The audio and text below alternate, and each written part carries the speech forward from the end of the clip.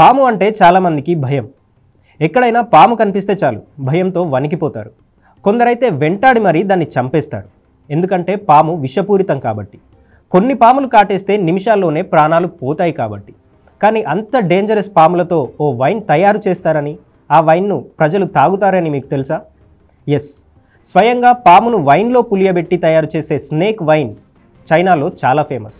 కేవలం చైనాలో మాత్రమే కాదు, Japan, Cambodia, Korea, Laos, Taiwan, Vietnam, Thailand లాంటి చాలా కంట్రీస్లో ఈ వైన్ను రోడ్ సైడ్లో కూడా చాలా సింపుల్గా అమ్మేస్తున్నారు.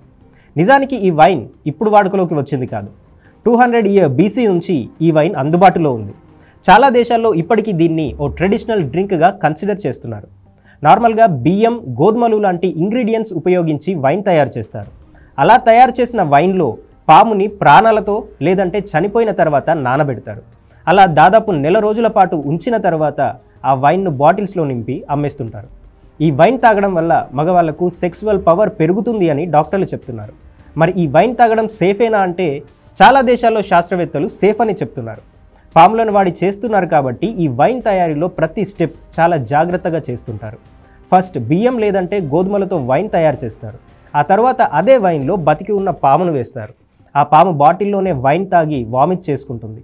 ఇలా కొన్నిసార్లు జరిగిన తర్వాత ఆ పాము కడుపు క్లీన్ అవుతుంది. అప్పుడు ఆ పామును తీసి నీట్గా కడిగి మరో బాటిల్లో వైన్ నింపి పామును అందులో వేస్తారు. ఇలా కొన్ని రోజులు గడిచిన తర్వాత పాము చనిపోతుంది. ఆ తర్వాత వైన్లో ఉన్న పాము విషాన్ని బ్యాలెన్స్ చేసేందుకు ప్రోటీన్లు, ఇథనాల్, ఫార్మాల్డిహైడ్ లాంటివి కలుపుతారు. ఇది కలపడం వల్ల వైన్లోని విషం పూర్తిగా చచ్చిపోయి నార్మల్ డ్రింక్గా మారుతుంది.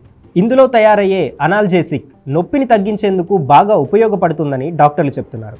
నార్మల్ వైట్ వైన్తో కంపేర్ చేస్తే ఈ వైన్ చాలా డార్క్గా కనిపిస్తుంది. ఒకప్పుడు చాలా వ్యాధులను నయం చేసేందుకు ఈ వైన్ను ఉపయోగించేవాళ్ళు. కుష్ఠవ్యాధి, విపరీతమైన చెమటలు, జుట్టు రాలడం, చర్మం పొడిబారడం వంటి అనేక వ్యాధులకు ఈ వైన్తో చికిత్స చేసేవారు. చైనీస్ భాషలో పిన్యిన్, వియత్నమీస్లో ఖర్మ్గా పిలిచే ఈ వైన్ను ట్రెడిషనల్ టానిక్గా తీసుకుంటారు. అందుకే ఈ దేశాల్లో ఇది రోడ్ సైడ్ షాపుల్లో కూడా దొరుకుతుంది. కేవలం పాములు మాత్రమే కాదు, ఎలుకలు, తాబేళ్లు, తొండలతో కూడా ఈ వైన్ని తయారు చేస్తున్నారు. విదేశాల్లో నాన్ వెజిటేరియన్ వైన్గా దీన్ని సేల్ చేస్తున్నారు.